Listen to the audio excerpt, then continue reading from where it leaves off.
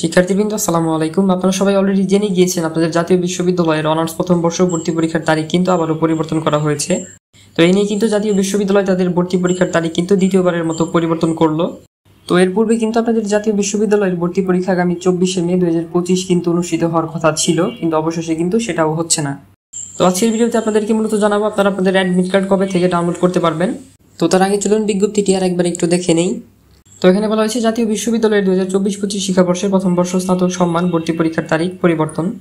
বিজ্ঞপ্তিতে বলা হয়েছে জাতীয় বিশ্ববিদ্যালয়ের অধীনে 2024-25 শিক্ষাবর্ষে প্রথম বর্ষ স্নাতক সম্মান ভর্তি পরীক্ষা অনিবার্য কারণে 24শে মে 2025 তারিখের পরিবর্তে আগামী 31শে মে 2025 তারিখ শনিবার সকাল 11টা থেকে দুপুর 12টা পর্যন্ত অনুষ্ঠিত হবে।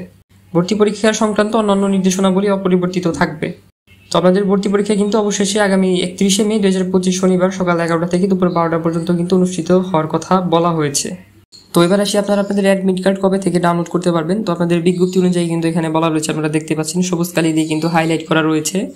তো এখানে বলা হয়েছে কলেজ কর্তৃক প্রাথমিক আবেদন নিশ্চয়কৃত শিক্ষার্থীদের ভর্তি পরীক্ষার নির্ধারিত তারিখের 7 দিন পূর্বে ভর্তি বিষয়ক ওয়েবসাইটের অ্যাপ্লিক্যান্ট লগ ইন অপশন থেকে ভর্তি পরীক্ষার প্রবেশপত্র বা অ্যাডমিট কার্ড ডাউনলোড করে প্রিন্ট করে নিতে হবে। তো আপনাদের ভর্তি পরীক্ষা যেহেতু আগামী 31শে মে 2025 অনুষ্ঠিত হবে, তো এখানে বলা হয়েছে 7 দিন পূর্ব থেকে অ্যাডমিট কার্ড ডাউনলোড শুরু হবে। তো সেই অনুযায়ী কিন্তু আপনাদের অ্যাডমিট কার্ড আগামী 24শে মে 2025 থেকে কিন্তু ডাউনলোড শুরু হতে পারে। এবং এখানে আরও বলা হয়েছে উল্লেখ্য যে শিক্ষার্থীর প্রবেশপত্রে বা অ্যাডমিট কার্ডে ভর্তি পরীক্ষার রোল নম্বর ও পরীক্ষা কেন্দ্রের নাম উল্লেখ থাকবে।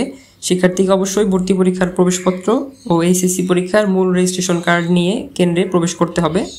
এবং পরীক্ষার্থী প্রয়োজনে সায়েন্টিফিক ক্যালকুলেটর ব্যবহার করতে পারবে, তবে মোবাইল বা অন্য কোনো ইলেকট্রনিক ডিভাইস ব্যবহার করতে পারবে না। তো আপনাদের কিন্তু অবশ্যই পরীক্ষায় এইচএসসি পরীক্ষার আপনাদের মূল রেজিস্ট্রেশন কার্ড এবং আপনাদের যে জাতীয় বিশ্ববিদ্যালয়ের ভর্তি পরীক্ষার প্রবেশপত্র সেটি কিন্তু নিয়ে পরীক্ষা হলে প্রবেশ করতে হবে। এবং আপনারা চাইলে আপনাদের পরীক্ষায় কিন্তু সায়েন্টিফিক ক্যালকুলেটর ব্যবহার করতে পারবেন, কিন্তু কোনো মোবাইল ফোন বা ইলেকট্রনিক ডিভাইস কিন্তু ব্যবহার করা যাবে না।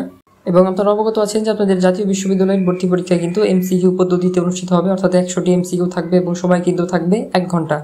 এবং আপনাদের এসএসসি এবং এইচএসসি পরীক্ষায় প্রাপ্ত জিপিএর উপর কিন্তু যথাক্রমে 40% এবং 60% নিয়ে কিন্তু 100 নম্বর, এবং আপনাদের এমসিকিউতে 100 নম্বর, টোটাল কিন্তু জাতীয় বিশ্ববিদ্যালয়ে 200 নম্বরের ভর্তি পরীক্ষা অনুষ্ঠিত হবে।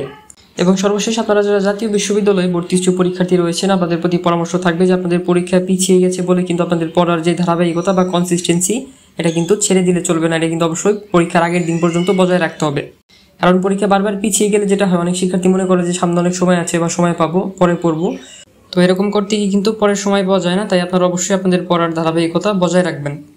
তো আজকের ভিডিও এই পর্যন্ত, এবং আমাদের নিয়মিত আপডেটগুলো পেতে অবশ্যই ভাইয়ের ইউটিউব চ্যানেলটি সাবস্ক্রাইব করে রাখবেন। ধন্যবাদ সবাইকে।